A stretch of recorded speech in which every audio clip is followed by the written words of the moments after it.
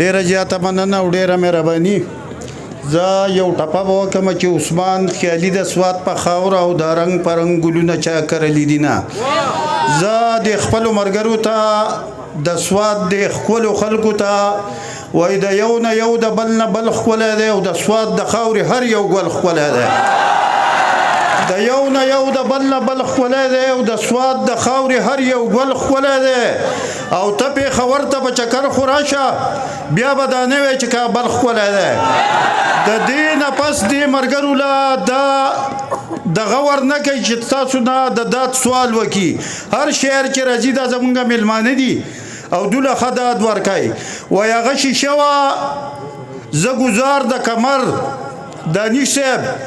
هغه شیشه وه زه ګزار د کمر ځکه زمونږ مینې سمون نه خوړو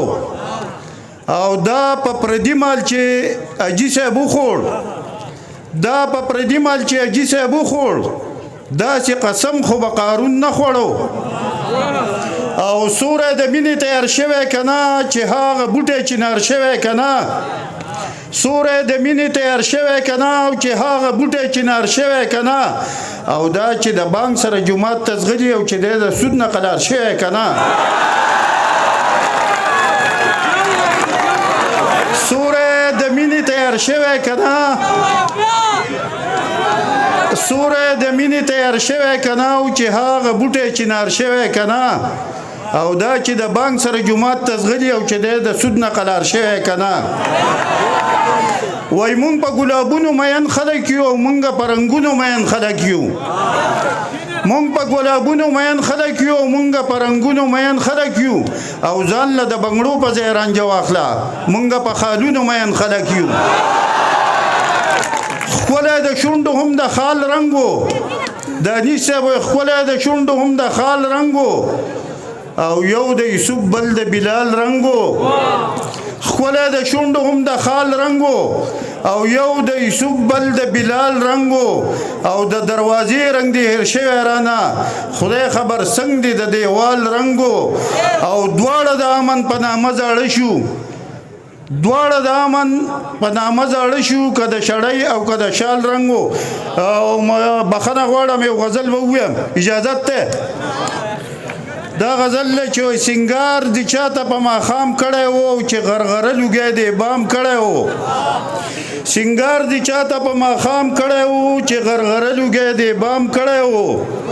او مونږ ورورولۍ له توجه ورکړې مونږ تنقید په انتقام کړی و او یقین مې نشي چې جواب به راکړي دانش صاحبو یقین مې نشي چې جواب به راکړي او ما په کافر ښکلي سلام کړی دی او خیر دی ناسیه که زمونږ نه کوي خو مونږ د هر چا احترام کړی دی او ستا ښایستونه پټولی نشم ستا محبت مې سریعام کړی دی او زما دپاره په جنت کې الله ماله د څکلو انتظام کړی دی زما دپاره په جنت کې الله ماله د څکلو انتظام کړی دی او په هغه لور اډو راغلی نه دی په هغه لور اډو راغلی نه دی چېرته چې ما ورته قیام کړی دی او عثمان خیالي در سره مینه کړې خو تا نفرت رانه مدام کړی دی او په دې یوې ټپې سره درنه اجازت غواړم چې عثمان خیالي چې پکې نه وي او تاله به دا دنیا مزه نه درکوي نه. والسلام ډېره مهرباني او ډېره بخښنه.